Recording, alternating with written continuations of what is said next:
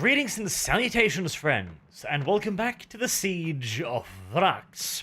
Last time, the Death Korps finally got the breakthrough they had been looking for so very long, and in the most unexpected of places as well. What was intended as a mere diversionary attack for a larger offensive operation turned into a massive breakthrough when the brave soldiers of the 9th Company of the 261st Regiment broke through the stronghold of Fort A453. The unexpected breakthrough caught the Krieg commanders almost as off guard as it did the Vraksians, but thanks to the quick thinking and reaction of General Dujan, 3 companies of the 61st Tank Regiment were sent into combat to secure the breakthrough. And after 3 days, as the battered and bloodied survivors of the 9th Company finally emerged from Fort A453, it had been fully secured by the God Emperor's loyal Death Korps. And with the door now well and truly open, the 8th Assault Corps, which up until this point had been held in reserve, would soon begin flowing through the breach. This would have dire consequences for the 1st Vraksian defensive line. The previously so solid defenses would now be under attack from the flanks and the rear simultaneously. The defenders would have to act quickly, otherwise the Death Korps would simply just roll up the entirety of their defensive line and all of its defenders. Faced with this danger, there was really only 2 things the defenders could possibly do. One was a large-scale counterattack to try and reclaim Fort A453. This had already been attempted during the 3-day struggle for the fort. But with the arrival of the lead elements of the 61st Tank Regiment and the 8th Assault Corps coming swiftly behind it, this was impractical. And since simply standing and fighting would be little more than suicide, that option was not even considered, leaving only the last resort: a full-scale general withdrawal of all combat personnel from the first line towards the second. This maneuver would hopefully result in most of the first line's troops being able to withdraw behind fresh defenses, where they could then be reorganized and used to bolster the second defensive line. As a part of this general withdrawal, a portion of the second defensive line would also be surrendered. That is the portion that sticks out heading towards the north and facing towards the west. Normally, this portion of the line was intended to force the enemy to attack primarily from the west and, in conjunction with the northernmost first defensive line, limit the amount of area an enemy could attack. But the Death Korps had shown that they had plenty of numbers to wrap all the way around the Vraksian defenses to the north and west. Thusly, with the puncture of the first defensive line, the northern defenses would also swiftly be rendered untenable, and along with them, this spar of the second line. It would swiftly be exposed to attacks from the flank and the rear, and be rolled up just like the first line was. And as a final part of the withdrawal, a new defensive line would be organized as a part of the second line. This would be in defense of the Thracian Primaris starport to the east, and, well, it wouldn't be so much a defensive line all in all, as improvised positions defending the 2 primary bridges leading to the starport. Which might at first sound rather flimsy, but these bridges were several kilometers long, and would offer literally nothing in the way of cover or concealment for any troops attempting to cross them. Even just a bunch of makeshift defenses and improvised positions manned by a handful of defenders would be more than enough to make these bridges virtually unassailable. And that is, of course, before we get to the question of whether or not the Vraksians had rigged the bridges for demolition. Of course, they couldn't leave them completely undefended, just in case the Death Korps of Krieg were particularly insane. They had, after all, showed a bit of a history of lunacy so far. However, as previously mentioned, the Death Korps, whilst being entirely fine with sacrifice, are still not overly fond of pointless sacrifice, and trying to storm these bridges would, in all due likelihood, be nothing but. Hell, even if they did manage to take them, unlikely as it was, and even if the defenders did not decide to blow them up, the bridges would in all due likelihood be so damaged by the battle that they would be virtually worthless to the Death Korps without years of engineering work. Now then, the Vraksian plan was fairly simple, if rather drastic.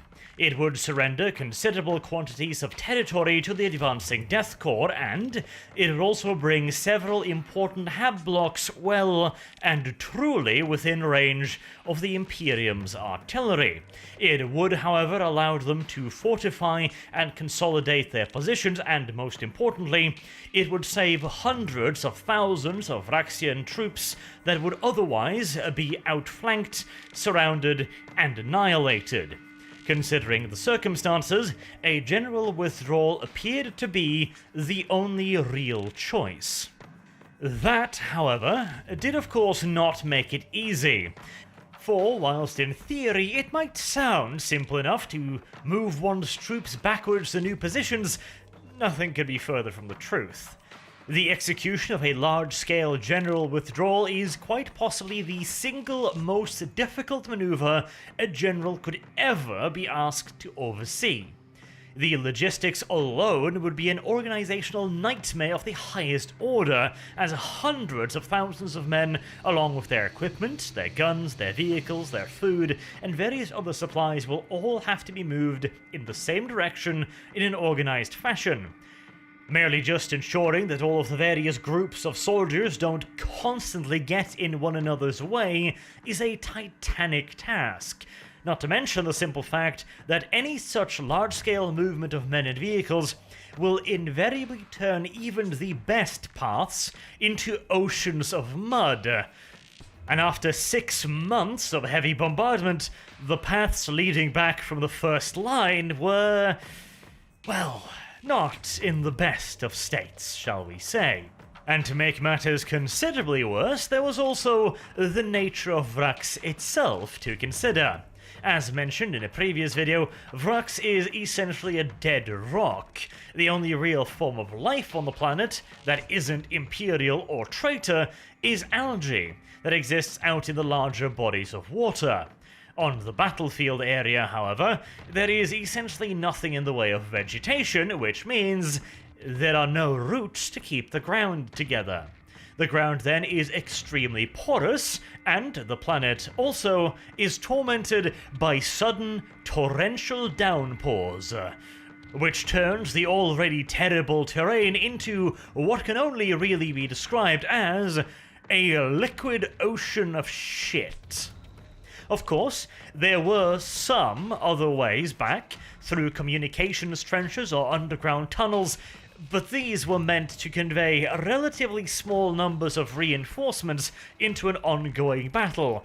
There was simply no way in hell they would be able to accommodate this larger movement of troops. Best case scenario, some of the more valuable men and equipment could be transported through these underground tunnels, but all in all it would make up a mere percentage of the total numbers that needed moving. So the vast majority of Vraks' defenders were stuck slugging it back across the shell-cratered mud hellhole between the first and second line. In such an ocean of mud, trucks will constantly get stuck. Artillery pieces will start sinking in if left stationary but for a moment, and the poor foot sloggers will be exhausted by the march through ankle-deep sucking mud and demoralized by their retreat. And what else? Oh, I seem to be forgetting something. Oh, yes, of course. Then there's the small matter of the 88th Siege Army. The act of withdrawing in and of itself is hard enough, but doing so in the face of a determined enemy is a whole nother matter, and when it comes to determination, there are very few armies out there in the galaxy that can match the Death Korps of Krieg. And even more so now that the general staff had awoken from their lengthy slumber. Julka had issued orders stating that all 4 Line Corps should initiate immediate offensive operations along the entirety of their frontage, with the goal of preventing the enemy's withdrawal and overrunning their rear units.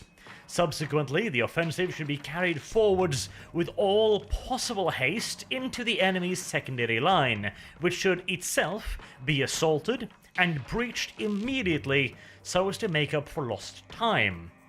The order also made it quite clear that any commanders found shirking their duty by lingering too long in their prepared positions would face the full force of Imperial military justice. In other words, the order, in all due essentiality, was an instruction to run screaming towards the enemy with all possible alacrity, without even the pretense of care, planning, or contingencies, and anyone found to be unwilling to do so would simply just be shot. Of course, there is something to be said for ensuring that your men are more afraid of their commanders than the enemy, but this plan was probably on the wrong side of bold, edging dangerously close to careless. But fortunately, as High Command, in their infinite wisdom, had already determined, the enemy was simply incapable of launching a large-scale offensive. There was, of course, that one mechanized attack they carried out during the battle over the first defensive line 6 or so months ago, but that was, of course, as we have already determined, a fluke, and could not possibly happen again. Therefore, the general offensive was a bold and aggressive maneuver, and not at all a foolhardy one. And to make that absolutely clear, there was even a plan. Of sorts, anyways. The 34th Line Corps would simply advance towards the second line of defenses. Their easternmost flank would be covered by the massive gorge that splits the plains of Saramita. Their western flank would be covered by the southern elements of the 12th Line Corps, which would also move up into contact with the 2nd defensive line.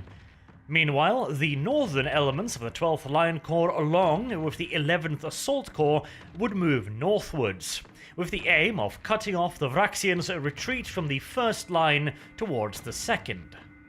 And whilst the 11th Assault Corps made its move, the 1st and 30th Line Corps would apply pressure to the enemy's lines to make it as difficult as possible for them to withdraw.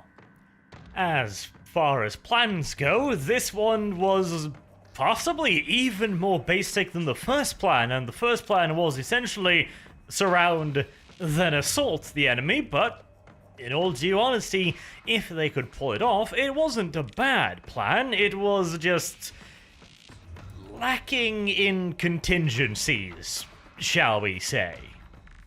Nevertheless, it started out pretty well.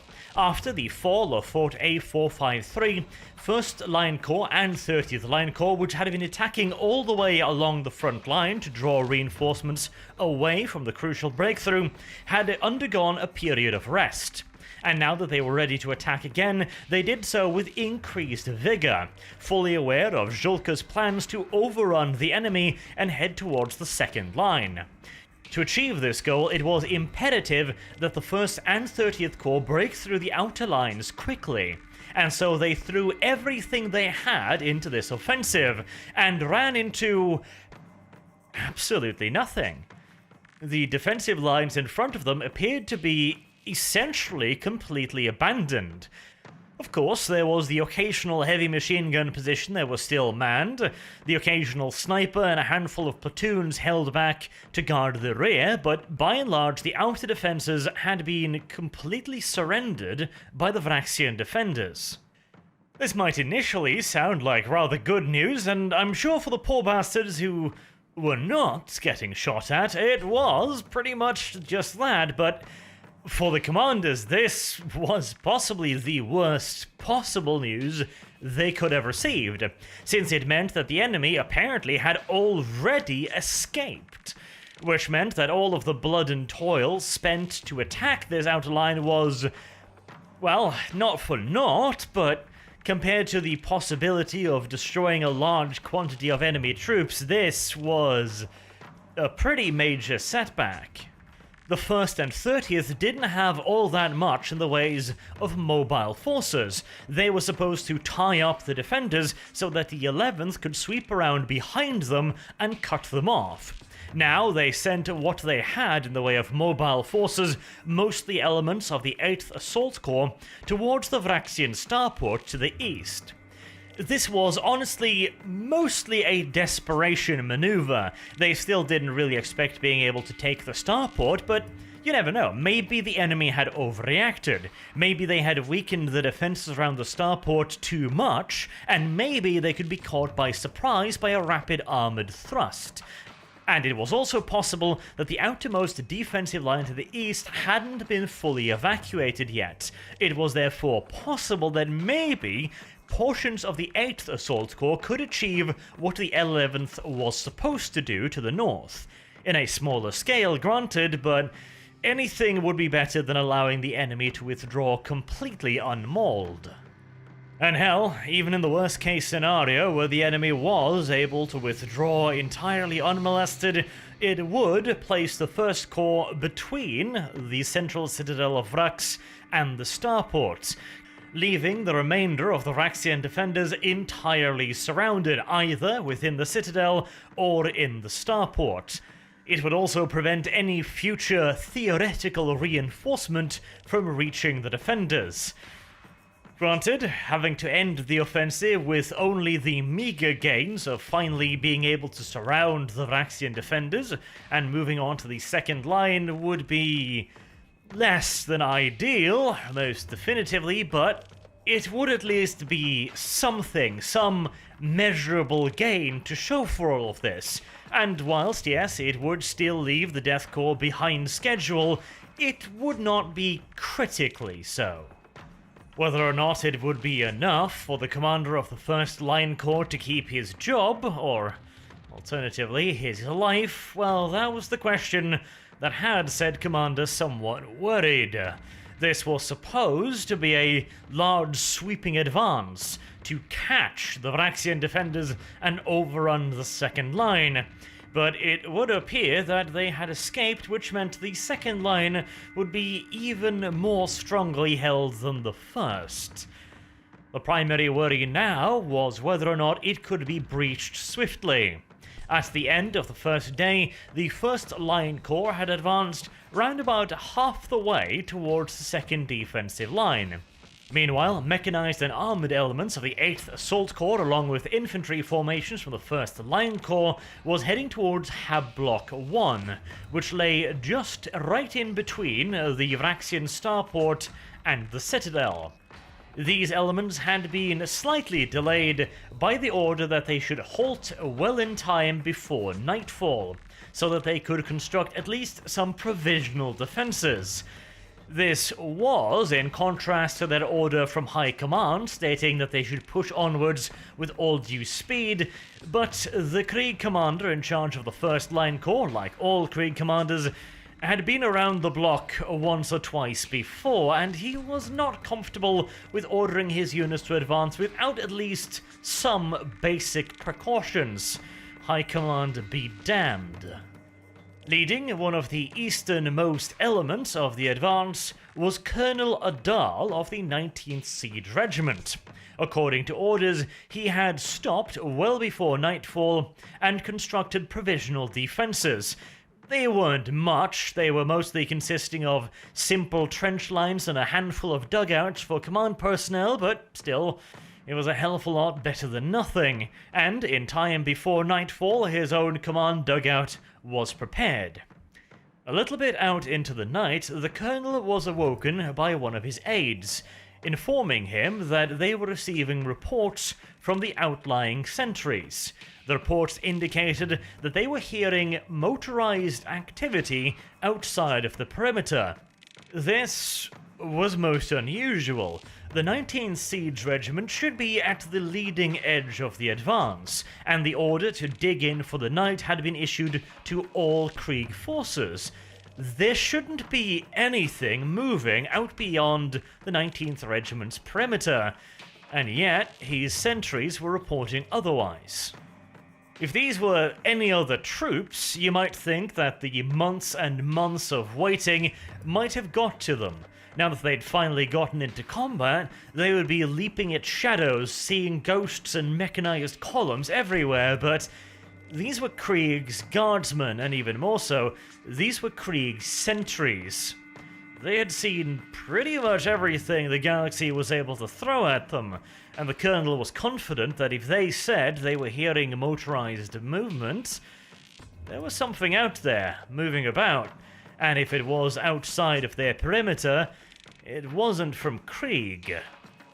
That, you might think, should have made the answer to who it was rather obvious, but the colonel, along with all other Krieg officers, had received briefings from the Imperial General Staff under Commander Julka, insisting that the enemy had no capacity for large-scale movement of troops. Something the colonel himself was somewhat questioning after seeing the first defensive line having been abandoned en masse, but still, he was a Krieg officer, and Krieg officers follow their superiors' instructions, in the faith that their commanders must know something that they are not privy to. The only logical conclusion then, once again resting upon the assumption that the enemy was not able to move a large number of troops in an organized, mechanized, and motorized fashion, was that this was one of the localized counterattacks they had been asked to expect. In which case, the 19th Siege Regiment had already prepared themselves as well as they could. Somewhat against orders, they had already prepared defensive positions, and they also had the support of nearby Krieg regiments. This should all be more than enough to see off any small counterattack of regimental size or less. The reports of movement outside of the perimeter continued for the rest of the night, but no attack materialized until the next day, when first ranging shots began falling upon the 19th Siege Regiment, the occasional high-explosive artillery round here and there, which quickly grew into an absolute deluge of artillery fire, which continued to grow in intensity and frequency until the point where you could not distinguish one explosion from another, and the barrage was simply heard as a constant deafening roar across the entirety of the 19th Regiment's positions. Colonel Adal in his dugout was already starting to think that this seemed hefty for a regimental-sized attack, but he reasoned that they were fairly close to the first outlying hab block, laying on the road to the Vraxian starport.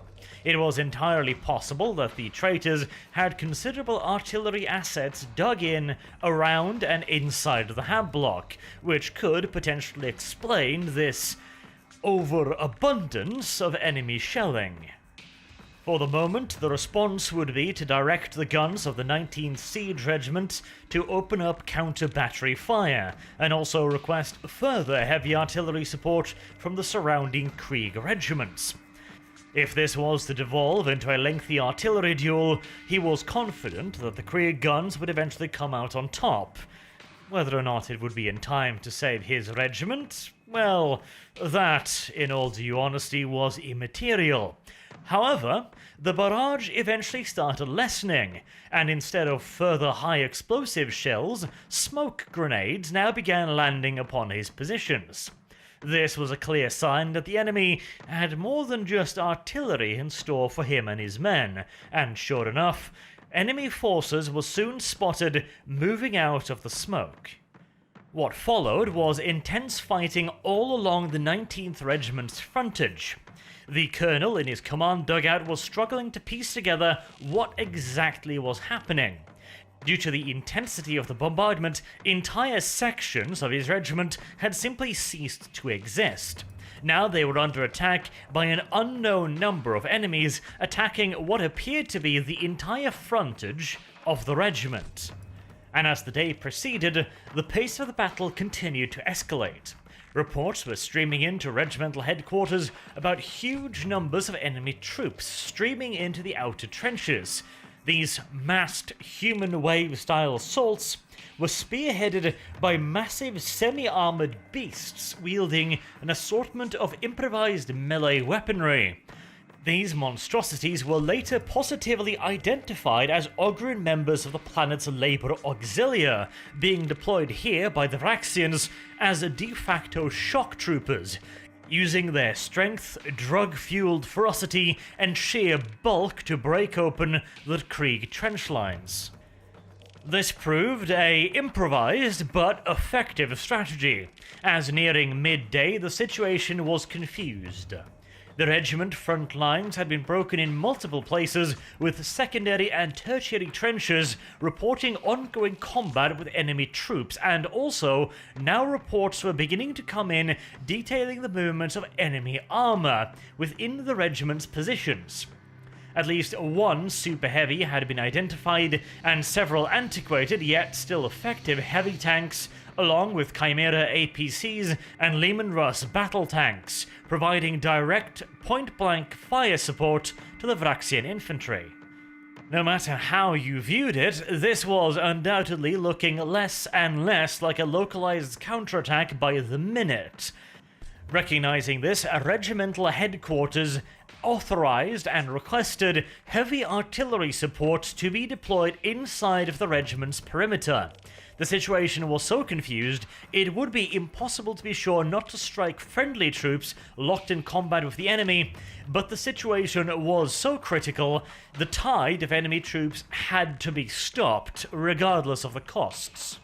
Simultaneously with this decision, requests for further instructions and aid were sent over the Vox to Corps headquarters, but command insisted that it could not possibly be a concerted effort by the Vraxians to assault the Corps' left flank. The 19th was ordered to hold and repel the small enemy force they were faced with, and then subsequently launch a counterattack towards Hab Block 1.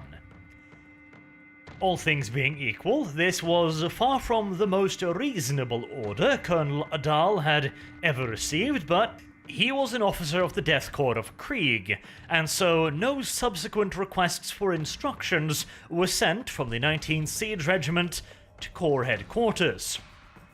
The battle continued to rage with undiminished intensity for the remainder of the day, until finally night time arrived and forced both parties to separate. With the arrival of this greatly welcome pause, the Colonel and his command staff set about the considerable task of figuring out how much of the 19th Regiment was still in existence. Almost all of the Vox cables laid out by the regiment during the previous night had been severed, reducing communication to short-range Vox speeds and the occasional intact Voxcaster belonging to some battalion or platoon command squad. Runners were also used frequently during the night to organize the often shattered elements of larger formations into ad hoc combat groups. It was also, of course, necessary to not only find out where one's friends are, but where the enemy was located as well. So throughout the night, the more intact formations sent out combat probes to locate the Vraxians. And by the very same coin, the Vraxians also sent out their own patrols to locate Krieg soldiers. This left the night filled with sporadic bursts of firing and the occasional drumfire barrage of artillery, annihilating an identified position here and there. But for the most part, neither side was particularly inclined to make anything major out of the nighttime skirmishes, contenting themselves with reorganizing what they could and preparing for the next day's battle. And clearly the traitors were rather impatient, as the moment that dawn broke again on the second day, they resumed their attacks against the 19th Siege Regiment. At this point, the colonel was already aware that he was being pushed to the absolute limit. Any ideas of a counterattack were, on hold for the time being, let's say, as the colonel himself left his command dugout to join the trench lines and fight against the enemy, lasgun in hand. The enemy's initial assault was seen off with heavy losses, and a second assault was also seen off, but during that assault, the enemy had made it into the final Krieg trench line, meaning that when the third assault hit, the colonel and his remaining men, reduced now to some 80-odd soldiers in his immediate vicinity, would be attacked from the front, the left, and the right. The position was clearly untenable. The final order was issued that as many of the wounded survivors of the 19th Regiment as possible should be withdrawn from the various positions that they still held. Meanwhile, the colonel himself would take half of his remaining forces and fight a rearguard action, while the other half would try their damnedest to escape and bring the message back to Corps headquarters that the 19th Siege Regiment had essentially ceased to exist as a fighting formation, leaving the 1st Line Corps' left flank completely open. The Cardinal's armed forces had done the precise thing Imperial General Staff had insisted so vehemently was impossible. Ever since the fall of Fort A453, they had been carefully marshalling their mechanized and armed reserves into a massive riposte, aimed to disrupt and halt the Imperial offensive they knew must come soon after the fall of A453. And what a disruption it was! Clearly, the Cardinal's loyal followers included some military men of quality, as in all due respects, this maneuver was a brilliant one. The Vraxian leadership had recognized that holding the outer line, now that it had been broken, was futile. They also recognized that the Imperium's response to the creation of such a break would be a massive offensive in an attempt to catch the defenders whilst they were withdrawing and reorganizing. Armed with this knowledge, they came up with a bold and brilliant plan that made use of the circumstances to their full extent, creating not only an expertly concealed dagger, but also an unbreakable shield in the process. As they had already realized that holding onto the outer line was pointless, they immediately issued orders for it to be abandoned en masse as soon as practically possible, whilst also taking into consideration the need for subterfuge.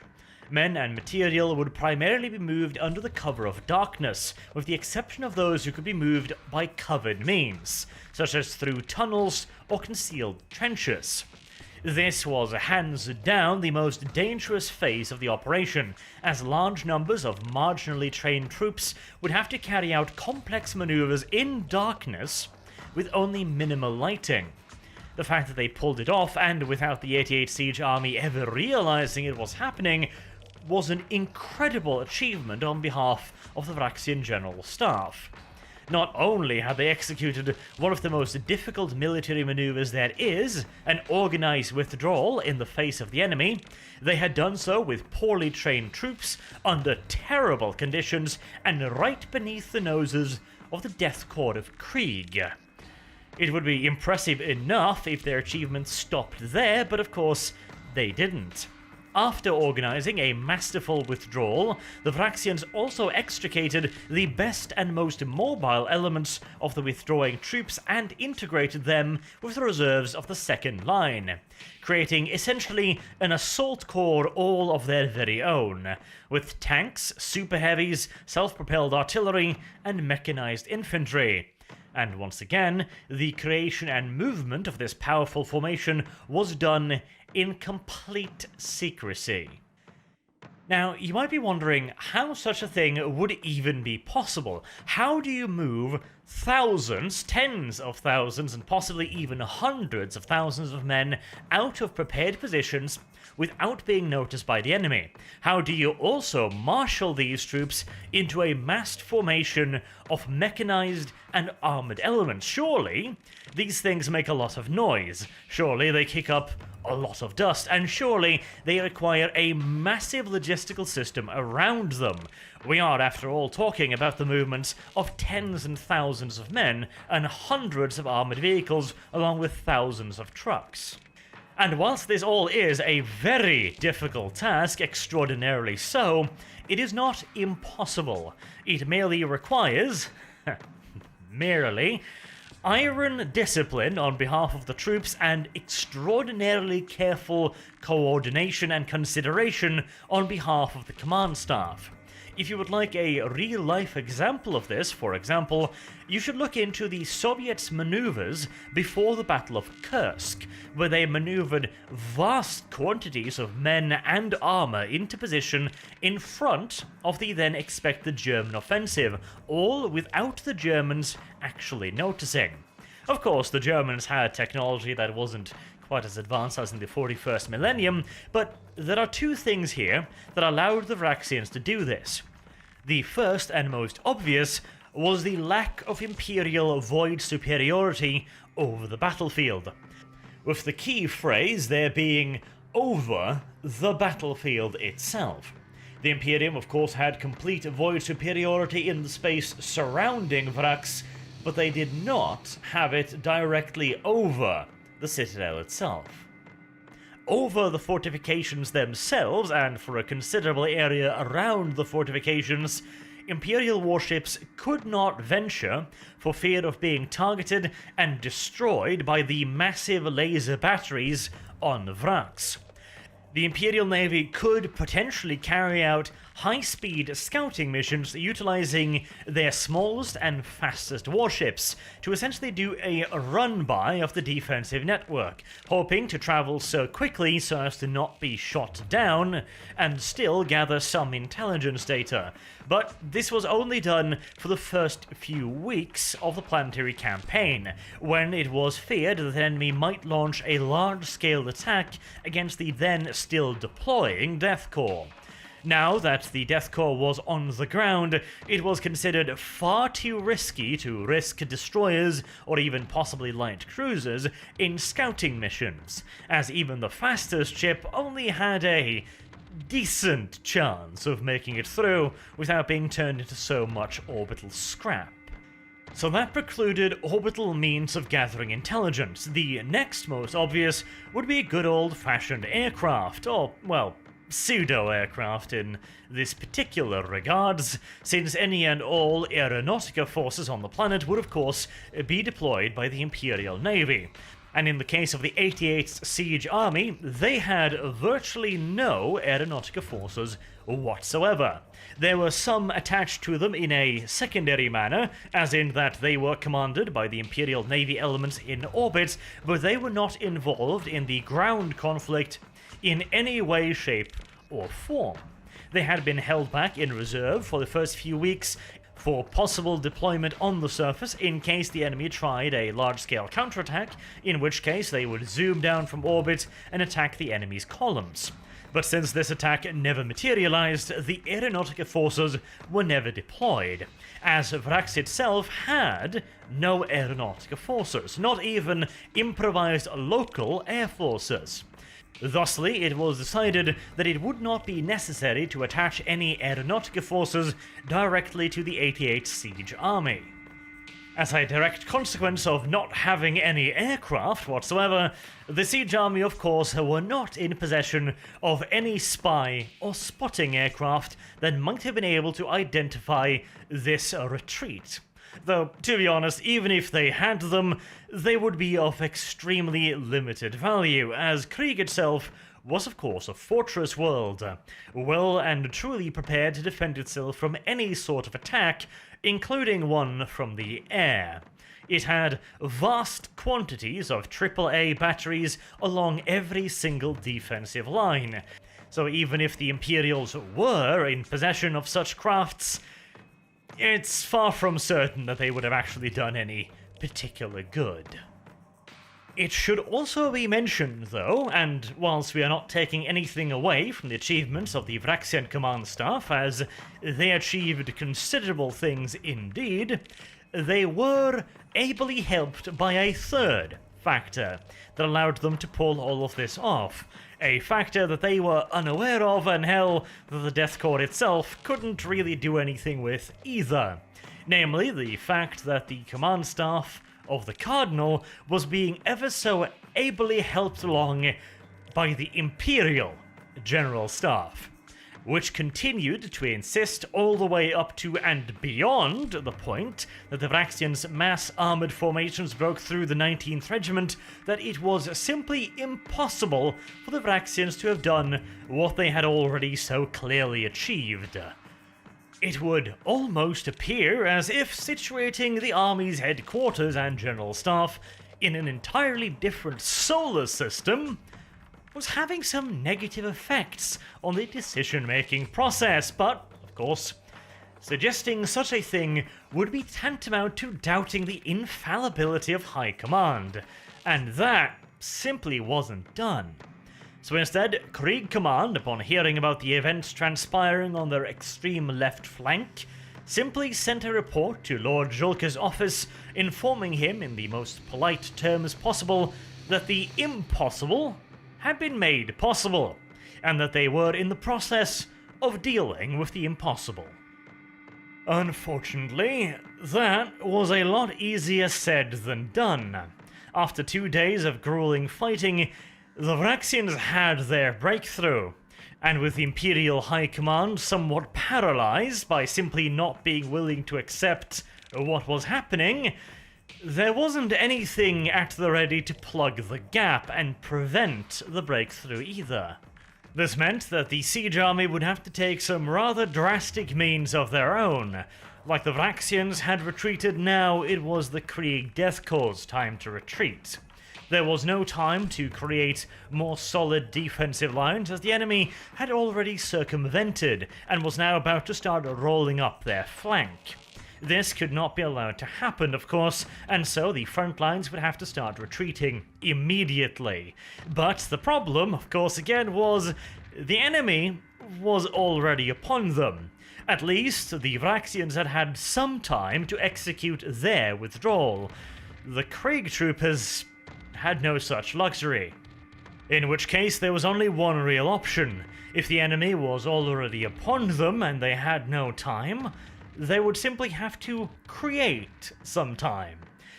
And so, the command staff of the 1st Corps ordered elements of the 7th Tank Regiment and the surviving Death Riders of the 19th Company to simply charge the Vraxian armoured spearhead.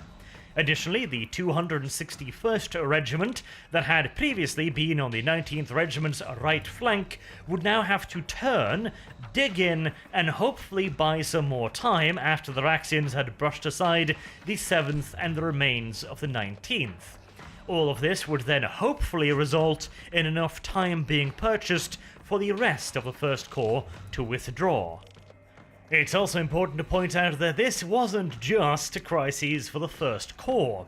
This was potentially a very, very big deal indeed for the entirety of the Imperial Guard army on Vraks. If the Vraxians managed to overrun the 1st Corps by rolling up its flanks, then inevitably the 30th Line Corps would be next, then the 12th and the 34th. The enemy's counterattack could not be allowed to gain any further momentum or ground. And as a part of this, the other 3 Line Corps had to call off all offensive operations against the 2nd Vraxian defensive line. This was done to ensure that the other 3 Line Corps were able to pull further regiments off the offensive line and into reserve positions, from which they could then potentially be deployed in support of the 1st Corps should they be broken through yet again. In addition to this, the 8th Assault Corps was fully disengaged from the 2nd defensive line and sent northwards to form an offensive reserve behind the 1st Corps in case they needed to launch a counterattack. But of course it would take quite some time for these forces to fully reposition themselves, so for now it was up to the forces of the 7th Tank Regiment, the survivors of the 19th, and the 261st to stem the tide and allow the 1st Corps to relocate itself to a position where it might make use of these reserves. And the first Imperial unit to make contact with the Vraxian spearhead, now storming towards the 1st Corps, was the 15th Tank Company, under the command of Captain Gerson. Gerson was a Vanquisher man, and like all Krieg commanders had risen through the ranks from a lowly loader to now the commander of the 15th Tank Company, and he was still sat in the same Vanquisher in which he had first gained tank command. The Vanquisher is a specialized anti-tank variant upon the standard Leman Russ battle tank that forgoes the usual battle cannon in return for a higher velocity Vanquisher cannon capable of firing specialized sub-caliber anti-tank rounds, able to knock out armored vehicles at ranges that the standard Leman Russ could only dream of.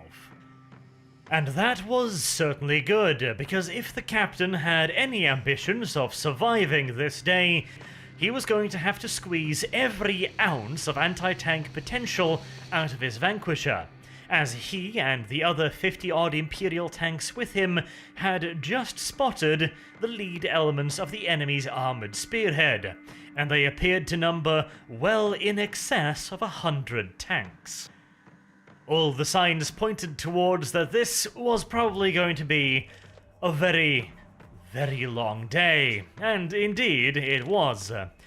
During the length of it, the captain himself claimed 3 confirmed kills before an enemy shot burst through the front of his own Vanquisher tank, setting it ablaze, forcing the captain and his crew to escape the burning wreck and attempt to command the rest of the battle on foot. And eventually it was becoming clear that as more and more enemy reinforcements arrived, the 15th Company would not be able to hold fixed positions. The captain ordered the remainder of his vehicles to begin pulling back slowly, whilst maintaining fire on the enemy so as to make sure that they couldn't rush them. And in an act of insane bravery, the remaining survivors of the 19th Regiment's Death Riders decided to provide the 15th Company with the cover they required by charging headlong, hunting lances lowered, into the enemy's armoured spearhead.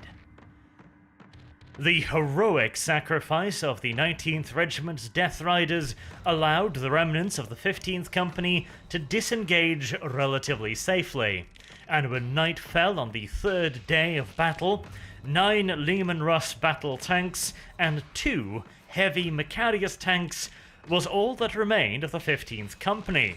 But the 15th Company nevertheless still existed.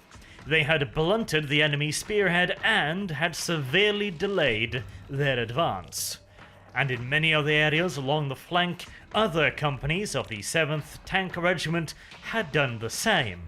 And so, by all accounts, despite the heavy casualties, this, the 3rd day of battle and the 1st day of delaying operations, had been a success for the Death Korps of Krieg. It was, however, not done yet, not by a long shot. The 1st Corps was going to require a hell of a lot more than 1 day to complete its withdrawal, and so the battle dragged on for yet another 3 days. Yet further elements of the 7th Tank Regiment were thrown into the fight, alongside other Krieg siege regiments to stem the tide. But day by day, meter by meter, the enemy advance was slowed and eventually checked. Almost a full week after the initial Vraxian attack on the 19th Siege Regiment, the offensive had finally been halted and to some extent reversed. The 1st Line Corps was safe. It was no longer in danger of being overrun by the enemy, and thus, by extension, the entirety of the 88th Siege Army had avoided destruction. At least for now. The problem, of course, was that this had required the relocation of massive numbers of troops, including the vital 8th Assault Corps, to cover the 1st Line Corps, formations that would otherwise have been attacking the 2nd line of Vraxian defences. And without these troops available to put pressure on the line, the Cardinal's forces that had been retreating from the 1st line were able to complete the final phases of their withdrawal undisturbed. Now, fully reorganized, resupplied and rested, they were free to be deployed to the 2nd line and strengthen it yet further with tens of thousands of men, guns and tanks, leaving the line stronger than it had ever been before. Any hope of a swift breakthrough of the second line was now well and truly gone, to the point that even Julke and his command staff realized it as well, ordering the remaining 3 line corps to halt their advance on the second line and begin a slow and steady approach. The trenches that the Death Korps had so recently left would now have to be redug. Atlas excavators would have to create new firing positions for artillery, and the second line would be approached over the course of the coming weeks and months with heavy preparatory bombardments and the constructions of yet further offensive and defensive trench lines.